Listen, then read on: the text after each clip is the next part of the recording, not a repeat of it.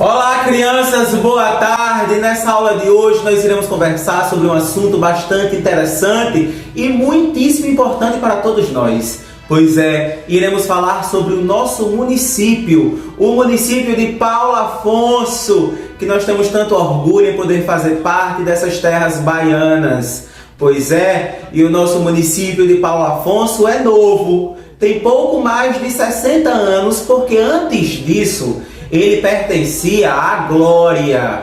Somente depois da emancipação, pois é, de um ato político, é que Paulo Afonso se separou de Glória e pôde se tornar um município independente. Isso mesmo. Pois é. E o nosso município de Paulo Afonso tem esse nome em homenagem a um cara que foi bastante esperto, muito inteligente. Ele se chamava Paulo Viveiros Afonso.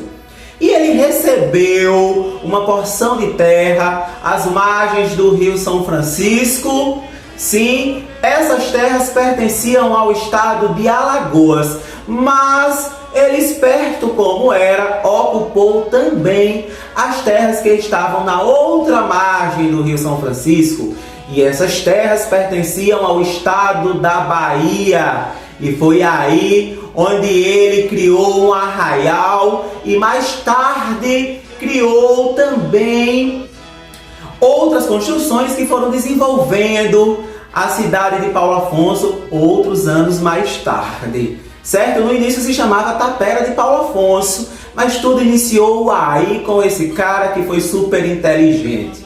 Então aqui agora vamos conhecer alguns pontos turísticos e históricos do nosso município, que tem uma graça enorme da natureza, que é ser banhado pelas águas desse rio fantástico que banha alguns estados da nossa região Nordeste, que é o Rio São Francisco, importantíssimo para nós e importantíssimo também para outros estados da nossa região. Pois é, com essa graça de ser banhado pelas águas do Rio São Francisco, é que Paulo Afonso pôde se desenvolver, pôde crescer ano após ano. E vamos aqui então conhecer a primeira construção histórica do nosso município, uma das primeiras construções que ainda estão aqui presentes, que estão aí vivíssimas e que fazem parte da nossa história, que é a construção da Ponte Dom Pedro II, mais conhecida como Ponte Metálica.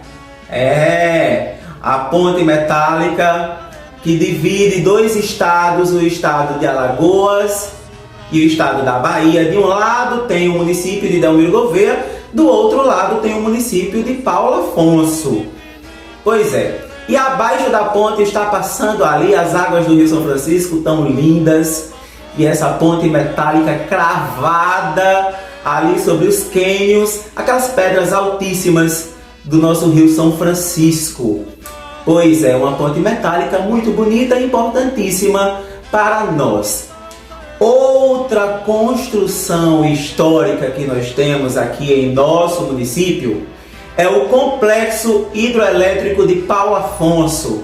Isso, esse Complexo Hidroelétrico de Paulo Afonso abriga usinas hidroelétricas, pois é, grandes construções que fabricam a energia elétrica através da força da água. Se vocês não sabiam que a energia elétrica é produzida a partir da força da água, fiquem sabendo agora.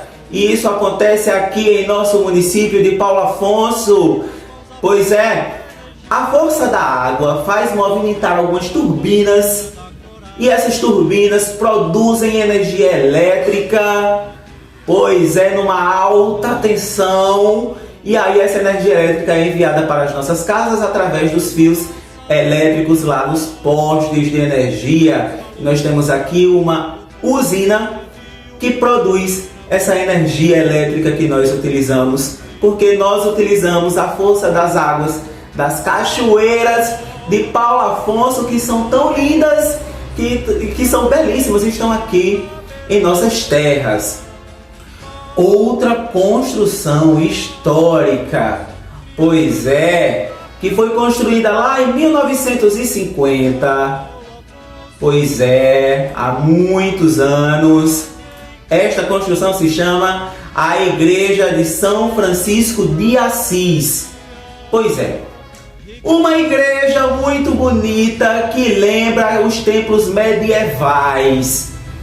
Uma igreja que foi construída há bastante tempo pelos funcionários da CHESF e que abriga dentro dela uma arquitetura belíssima, uma estrutura perfeita, com imagens antiquíssimas, uma estrutura física que ainda preserva muito da nossa história, que está vivíssima aqui em nosso município, que nós devemos preservar e cuidar muito bem, porque ela abriga muito dos nossos antepassados ali. Pois é.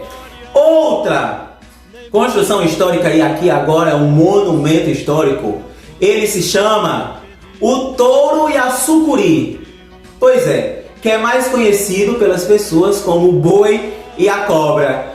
É esta escultura que faz uma analogia, ou seja, uma comparação com um poema, isso mesmo. E neste poema vem falando sobre a força das águas e o poder da tecnologia, o poder dos seres humanos em transformar a natureza ao seu favor, transformar a natureza para que ela lhe traga conforto.